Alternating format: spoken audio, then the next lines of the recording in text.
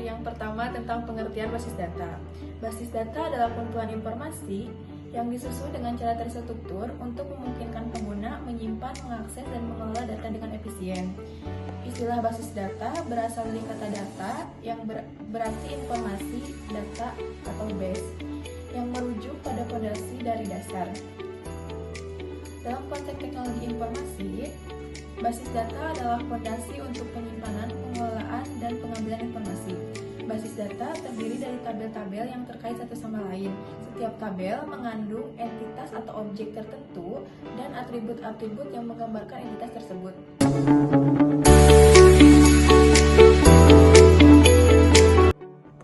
Materi yang kedua tentang komponen dasar basis data. Komponen-komponen dari basis data terdiri dari yang pertama perangkat keras, merupakan komponen fisik yang terdiri dari komputer, server, penyimpanan data, dan perangkat keras lainnya. Yang kedua sistem operasi, merupakan perangkat lunak yang mengolah sumber daya perangkat dan menyediakan lingkungan yang diperlukan untuk menjalankan basis data. Yang ketiga, basis data merupakan kesimpulan yang tersimpan dalam komputer dan terorganisir dalam suatu struktur tertentu, seperti tabel, relasi, objek untuk memudahkan pengaksesan dan pengelolaan data. Yang keempat, sistem manajemen basis data atau DBMS merupakan perangkat lunak yang digunakan untuk mengelola, mengatur, dan mengontrol basis data. DBMS menyediakan antarmuka yang memungkinkan pengguna untuk berinteraksi dengan basis data, melakukan operasi spasi, penyimpanan, pengambilan pembaruan, dan penghapusan data. Yang kelima, pengguna merupakan individu atau entitas yang menggunakan basis data. Pengguna dapat memiliki peran yang berbeda, seperti pengguna akhir yang menggunakan aplikasi untuk mengakses dan memanipulasi data, atau administrator basis data yang bertanggung jawab untuk mengatur dan mengelola basis data. Yang keenam, aplikasi merupakan perangkat lunak lain yang digunakan bersama dengan basis data untuk menyediakan fungsionalitas tambahan. Aplikasi ini dapat berupa program khusus yang digunakan untuk keperluan tertentu atau aplikasi umum yang menggunakan basis data sebagai sumber data tersebut.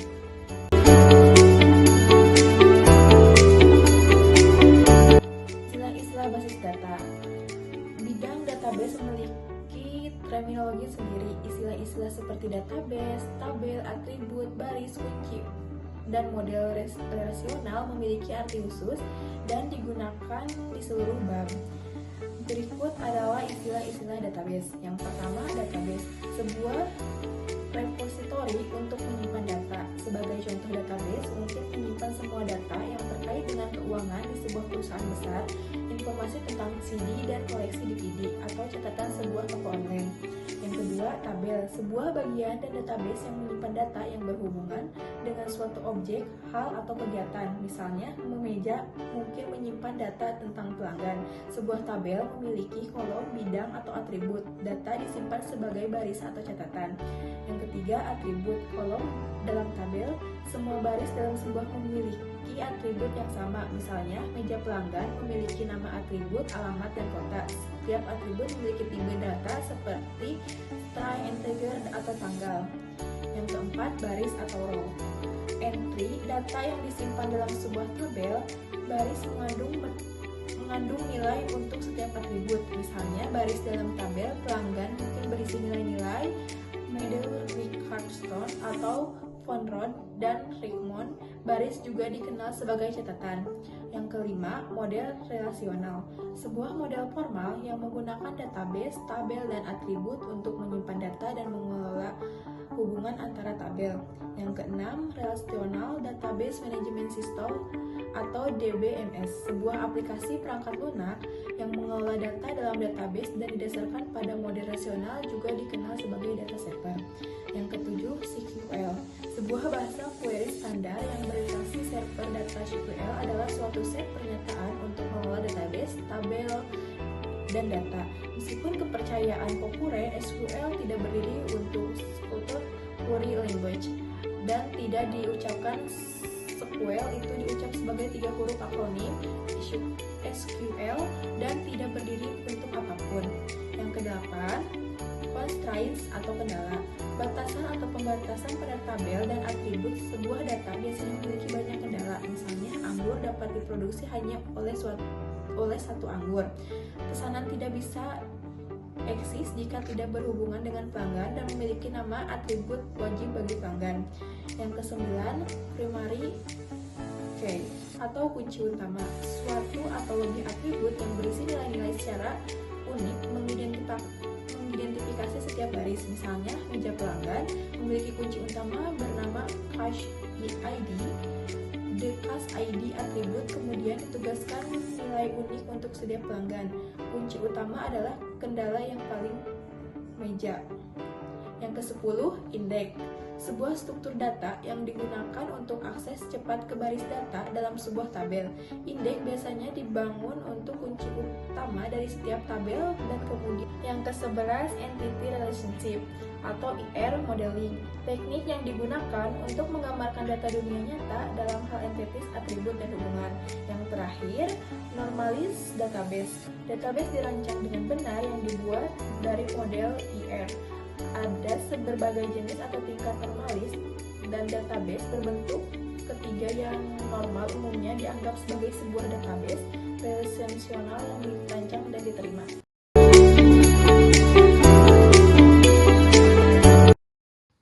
Baik, materi selanjutnya yaitu database management system. Database management system adalah suatu sistem atau software yang dirancang khusus untuk mengelola suatu database dan menjalankan operasi terhadap data yang diminta oleh banyak pengguna. Database management system adalah sistem perorganisasian dan sistem pengolahan database pada komputer. Database management system ini merupakan perangkat lunak software yang dipakai untuk membangun basis data yang berbasis komputerisasi. Database management sistem merupakan perantara untuk user dengan basis data untuk dapat berinteraksi dengan database management system, dapat memakai basis data yang sudah ditentukan oleh perusahaan database management system. Basis dan umumnya terdiri dari berbagai macam instruksi yang diformulasikan sehingga instruksi tersebut dapat diproses oleh database management system. Database management system ini juga dapat membantu dalam memelihara serta pengolahan data dalam jumlah yang besar. Dengan menggunakan database management system bertujuan agar tidak dapat menimbulkan kekacauan dan dapat dipakai oleh user sesuai dengan kebutuhan. Adapun fungsi database management system adalah yang pertama mendefinisikan data dan kaitannya, yang kedua mengubah data atau manipulasi data, yang ketiga keamanan dan integritas data, yang keempat perbaikan dan akurasi data, yang kelima data dictionary, yang keenam untuk performa kerja.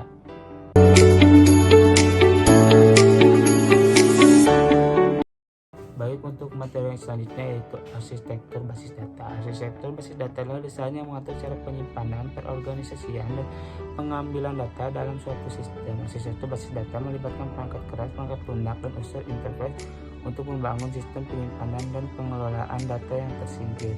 Sistem basis data terrealisasi sistem basis data yang dikontrol secara terpusat, atau bisa juga dikatakan hanya satu pengontrol.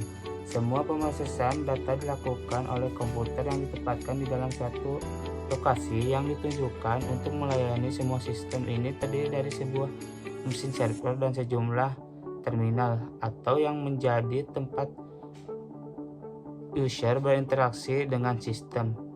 Yang terrealisasi dalam arsitektur ini dapat mencakup basis data, database management system, aplikasi basis data atau basis data saja. Sistem terdiri dari buah mesin server dan beberapa terminal yang menjadi tempat user berinteraksi dengan sistem. Yang tersentralisasi dalam sistem ini mencakup database management system, basis data, dan aplikasi basis data. Untuk lingkup yang disentralisasi, maka jenis servernya sering disebut database management server dan terminal disebut DOM terminal. Adapun kelebihan dari sistem basis data itu, yang pertama, data dapat distandarkan dengan data dictionary. Dengan keadaan ini dapat dimungkinkan pertukaran data antar sistem. Yang kedua, control security, dapat mengatur kewenangan penggunaan database atau update, retrieve, delete, dan sebagainya. Yang ketiga, integritas, dapat dipertahankan. Hal ini adalah sebagai akibat dari penghindaran konsistensi dan pengontrolan security. Yang keempat, pertentangan kebutuhan antar user dapat diatasi. Database dibangun dengan prioritas kepentingan seluruh enterprise. Yang kelima, redundasi dapat dikurangi. Redundasi yaitu aplikasi file yang sama pada beberapa file. Redundansi dapat direduksi tetapi tidak dapat dihilangkan sama sekali, atau misal untuk kepentingan file sendiri, file kunci. Adapun kekurangan dari sistem basis data, yang pertama yaitu data terpusat, berarti data adalah milik umum. Hal ini menyebabkan rasa memiliki dan tanggung jawab pada data dari masing-masing user menjadi berkurang. Yang kedua, kemampuan pembagian data menyebabkan terjadinya pelanggan wewenang dan security data. Yang ketiga, kedua hal di atas dapat dengan ditambahkan suatu sistem security, dan hal ini berarti penambahan biaya pada sistem. Adapun arsitektur sistem basis data, terdapat beberapa jenis. Yang pertama, sistem tunggal atau stand-alone system. Yang kedua, sistem terpusat atau centralized system. Yang ketiga, sistem client server atau client server system, atau sistem terdistribusi atau distribusi system.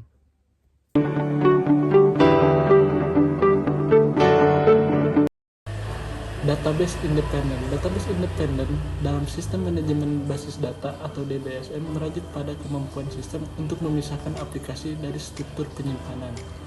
Terdapat dua jenis utama dari database independen. Pertama, ada logical data independent. Logical data independent adalah kemampuan untuk mengubah skema logika tanpa mempengaruhi skema eksternal. Lalu, yang kedua ada physical data independent. Physical data independent adalah kemampuan untuk mengubah skema fisik tanpa mempengaruhi skema logika. Adapun manfaat dari database independen ini sendiri yaitu seperti fleksibel, mengurangi biaya, dan peningkatan keamanan.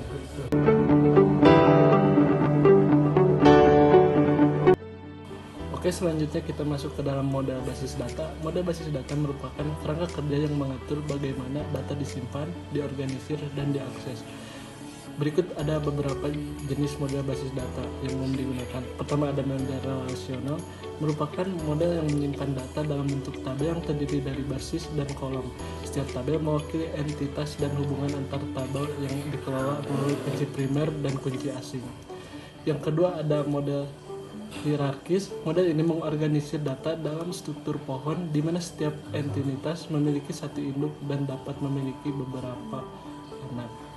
Yang ketiga, ada model jaringan. Mirip dengan model hierarkis, tapi ini memungkinkan setiap catatan memiliki lebih dari satu induk. Yang keempat, ada model berorientasi objek. Model ini menggabungkan konsep basis data dengan pemrograman berorientasi objek, memungkinkan penyimpanan objek lengkap dengan atribut dan metode mereka. Lalu yang kelima, ada model dokumen. Model ini menyimpan data dalam format dokumen seperti JSON atau XML. Yang keenam, ada model grafik.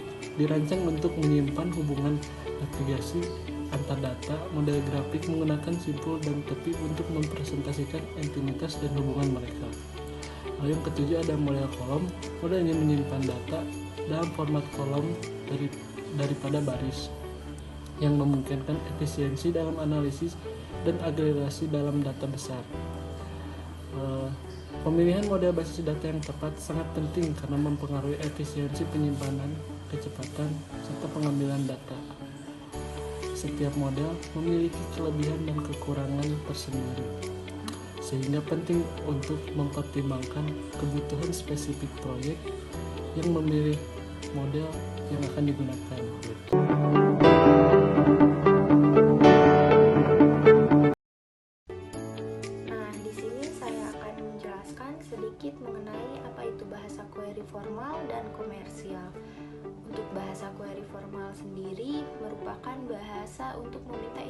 operasi dari basis data.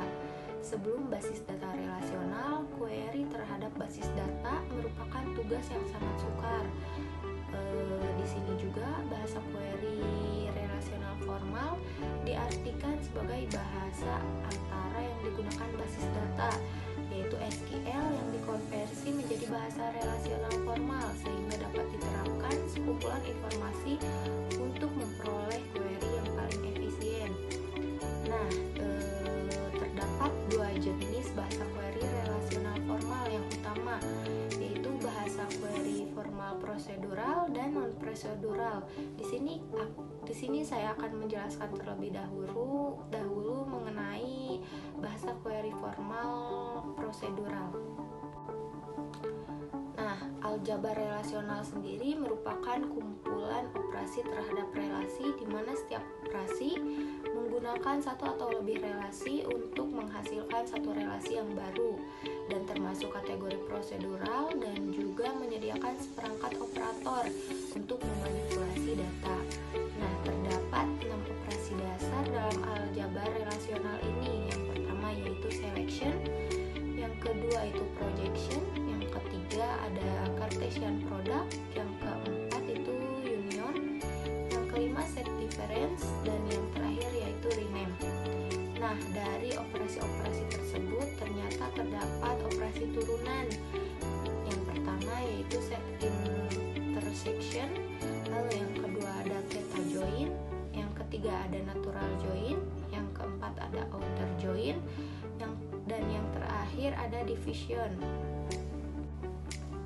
Semua operasi tersebut menghasilkan relasi baru. Bahasa disebut aljabar relasional karena bahasa berdasar sejumlah operator yang beroperasi pada relasi-relasi atau tabel-tabel. Masing-masing operator beroperasi pada satu relasi atau lebih dan menghasilkan relasi-relasi lain sebagai hasil. Query sendiri adalah sekedar ekspresi yang melibatkan operator-operator tersebut. Hasil ekspresi adalah relasi, yaitu jawaban terhadap query. Lalu pembahasan selanjutnya yaitu mengenai bahasa query formal non-prosedural. Pada model relasional, bahasa formal non-prosedural sendiri merupakan bahasa kalkulus predikat relasional, yaitu diekspresikan dengan spesifikasikan predikat terhadap tuple atau domain yang harus dipenuhi. Nah, di dalam bahasa ini juga ternyata kalkulus relasional terbagi menjadi dua. Yang pertama yaitu kalkulus relasional tuple, di mana mendeskripsikan informasi tanpa perlu memberikan prosedur atau cara spesifik untuk memperoleh informasi tersebut. Konsep dasar kalkulus relasional tuple adalah konsep variabel tuple. Variabel ini merepresentasikan tuple-tuple pada relasi dan digunakan untuk mengekstrak data dari relasi. Lalu yang kedua ada kalkulus relasional domain, di mana kalkulus relasional domain ini menggunakan variabel-variabel pada nilai-nilai domain atribut, bukan nilai-nilai untuk sebuah tuple. Adapun bahasa query komersial sendiri yang dirancang oleh programmer menjadi suatu program aplikasi agar pemakai lebih mudah untuk menggunakannya, atau yang biasa kita sebut sebagai user friendly. Untuk bahasa query komersial sendiri terdiri dari struktur query language atau SQL. SQL adalah bahasa query yang didasarkan pada aljabar dan kalkulus relasional. Lalu ada QL merupakan pembahasan selanjutnya yaitu mengenai struktur query language. Struktur query language atau SQL sendiri adalah bahasa pemrograman yang digunakan untuk berinteraksi dengan database, terutama sistem manajemen basis data relasional atau RDBMS. Dalam RDBMS, data disimpan dalam tabel yang saling berhubungan melalui kolom yang dikenal sebagai kunci. SQL memungkinkan pengguna untuk membaca, menulis, mengedit, dan menghapus data yang disimpan dalam database. SQL pertama kali dikenalkan dalam makalah pada tahun 1970 oleh Edgar F. Codd. SQL sendiri juga memiliki banyak fungsi yang berbeda dalam pengelolaan database, yang dimana fungsinya yaitu untuk membuat database, mengaktifkan database, menampilkan database, menghapus database, membuat tabel, menghapus tabel, melihat struktur tabel, dan menghapus data. Nah, terdapat 3 jenis query database pada SQL, yaitu yang pertama, Data Definition Language atau DDL. DDL adalah sebuah metode query SQL yang digunakan untuk memberikan definisi data pada sebuah database. Ini termasuk membuat tabel baru, mengubah dataset, dan menghapus data. Terdapat 5 perintah dasar dari DDL, yaitu yang pertama, create, alter, rename, drop, dan show. Lalu yang kedua ada Data Manipulation Language atau DML. Sesuai dengan namanya, DML atau Data Manipulation Language adalah query yang digunakan untuk memanipulasi data yang ada pada sebuah database. Perintah DML juga terbagi ke dalam beberapa jenis, diantaranya yaitu insert, select, update, dan delete. Lalu ada Data Control Language atau DCL. Perintah SQL lainnya adalah DLC. DCL atau Data Control Language. Perintah ini biasanya digunakan untuk mengatur hak yang dimiliki oleh pengguna dalam hal database, tabel, maupun field.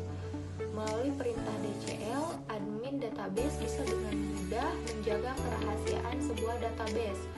Query dasar DCL dibagi menjadi beberapa perintah utama, yaitu grant, revoke, commit, dan rollback.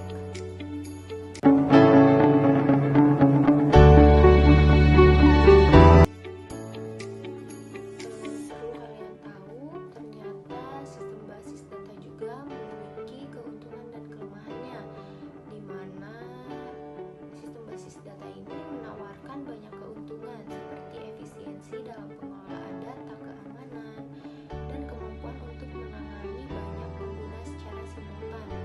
Namun terdapat kelemahannya juga, termasuk seperti biaya yang tinggi, kompleksitas pengelolaan, dan potensi masalah kinerja serta keamanan. Pemilihan sistem basis data yang sesuai dengan kebutuhan organisasi sangat penting untuk memaksimalkan keuntungan dan meminimalkan risiko. Untuk keuntungannya sendiri dari sistem basis data itu, yang pertama, mengurangi redundasi data. Pada sistem basis data, data disimpan terpusat sehingga data yang sama tidak perlu disimpan berulang kali. Hal ini mengurangi terjadinya duplikasi data. Yang kedua yaitu meningkatkan integritas data.